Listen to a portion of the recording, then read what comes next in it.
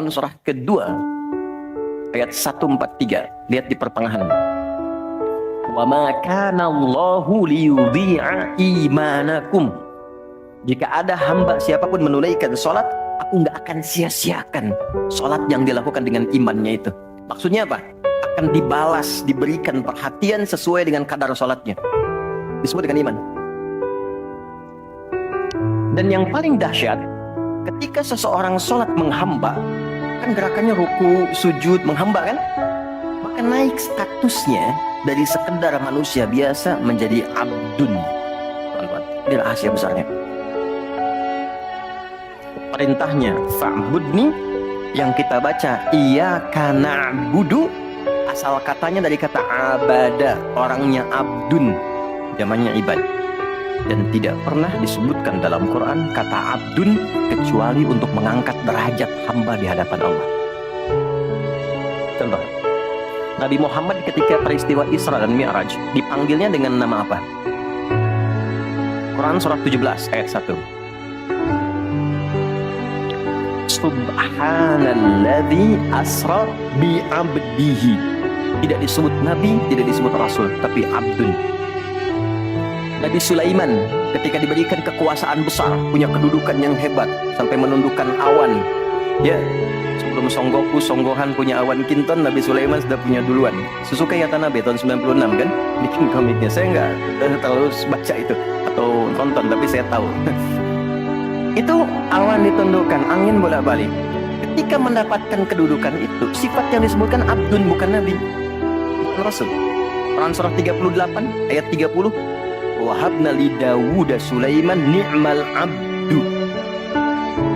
Oke, Nabi Zakaria alaihissalam ketika akan diangkat statusnya dari suami menjadi ayah dan sudah berharap tinggi, dikabulkan, naik status, diberikan anugerah, disebutnya dengan abdun. Quran surah 19 di ayat yang kedua. Dzikra rahmati rabbika abdahu Zakaria. Nabi Nuh diangkat status memimpin kelompok generasi manusia setelah Nabi Adam, naik ke kapal jadi pemimpin besar. Begitu diangkat, yang disebut statusnya abdun. Quran surah 17 ayat 3. Innahu kana abdan syakura.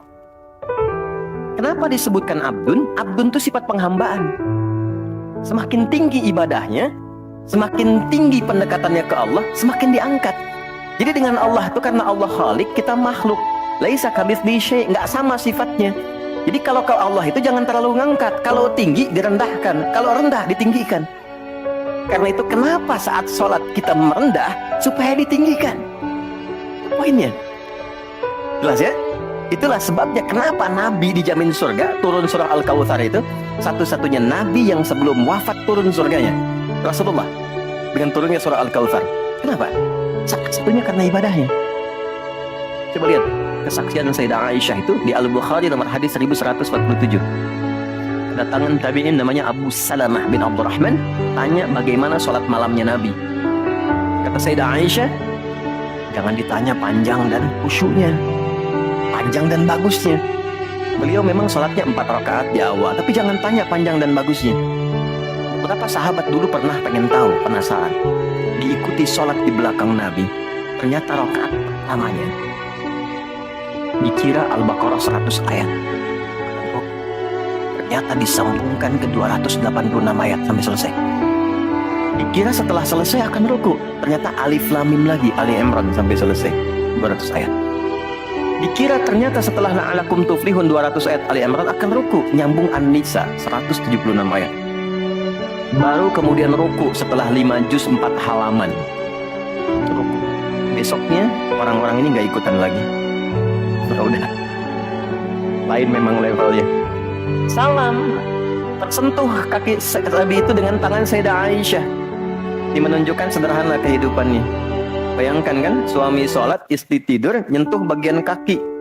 Kira-kira tidurnya, alasnya di mana tuh? Nabi besar loh, ahli surga, hebat, pemimpin besar, kehidupan demikian. Tapi kalau sedang beramal kaya, sodakoh kaya, sholat kaya, kakinya bengkak. Kata Sayyidah Aisyah, kenapa begini ya Rasulullah? Alam takun madmunah, alam takun ma'sumah. Engkau kan dijamin surga, surahnya sudah turun. Engkau dijaga dari kesalahan, maksum. Jawabannya ringan sekali. Afala akunu abdan syakura. Abdun. Apa nggak boleh aku menjadi hamba yang bersyukur? Ternyata syukur itu kalau dulu para nabi itu pakai ibadah. Jadi kalau dapat nikmat nih teman-teman, ini rahasia hari ini ya. Di antara kita saja ya. Karena saya nggak bagi di yang lain nih, cuma di sini nih. Ya. Para nabi itu, kalau mereka dapat nikmat apapun, itu yang dilakukan syukur. Dan syukurnya lewat ibadah.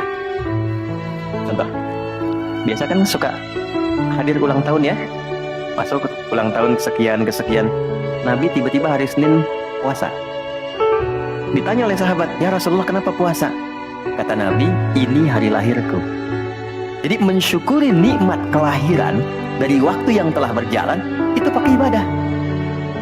Begitu dapat anugerah surga, turun Al-Kautsar, malah diminta ibadah oleh Allah. Inna a'tainakal. Setelah itu apa?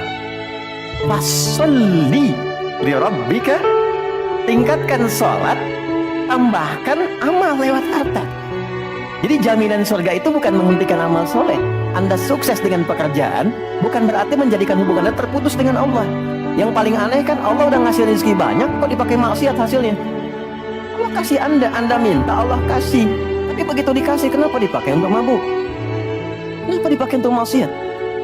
Kenapa dipakai untuk membeli sesuatu yang Allah nggak sukai? Ada perjuangan mendapatkan itu. Makanya dibalik caranya, ketika Anda menghamba, menunduk, Allah mengangkat. Tapi kalau Anda mengangkat, Allah turunkan serendah-rendahnya. Jadi rumus pertama. Jadi ternyata ketika kita diminta menghamba dalam sholat, itu adalah jembatan pertama bagi Allah untuk mengangkat kita dengan derajat tertinggi. Paham? Oke, satu. Jadi kalau ke anak-anak begini kalau tanya, Mah kenapa sih harus sholat? Supaya kamu jadi hebat. Gitu. Kok bisa? Umar sebelum sholat orang biasa, kerjanya begini, cuman jalan-jalan, mabuk dan sebagainya. Tapi setelah sholat dia jadi pemimpin yang sangat hebat.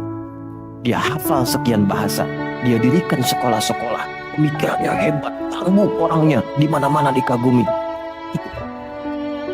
Kalau ada karyawan Anda bertanya, kenapa Pak harus sholat? Supaya kita makin sukses proyeknya, makin banyak omsetnya. Coba lihat Abdurrahman bin Auf. Bukankah sebelum dia sholat dia kaya tapi biasa, malah hilang kekayaannya. Setelah dia sholat dan dia praktekkan makna-makna dalam sholat, meningkat level kekayaannya sampai yang ketiga tertinggi. Dari kaya banget, kebangkitan kayanya. Tapaknya terbuat dari emas kan? Abdurrahman bin Auf itu setelah sholat. Itu viral sekali kisahnya ya. Jadi ini bagian pertama. Jadi ketika ada panggilan hayya 'alas shalah, atas sejak Allahu Akbar, rasakan panggilan itu ingin mengangkat derajat kita. Jadi kalau panggilan sholat itu dipahami sebagai hanya tuntutan ibadah, nanti jadi beban. Allahu Akbar, si ngantuk ya Allah. Ketika Anda sudah merencanakan, kan malamnya kita bikin kurikulum, kan kegiatan kita tuh nyambung. Malamnya istighfar, menyiapkan kurikulum untuk besok. Istighfar itu mengoreksi yang belum bagus apa hari sebelumnya. Katanya pengen ke surga, surganya Firdaus, tapi sholatnya masih bolong-bolong. Baca Quran belum maksimal, sedekah belum ada. Kita koreksi besok terencanakan. Saya pengen sholat di tempat ini, besoknya saya akan misalnya mengerjakan ini, capaiannya ini, bikin kurikulum A sampai Z. Begitu kita bangun tidur, dipanggil Allahu Akbar, Allahu Akbar.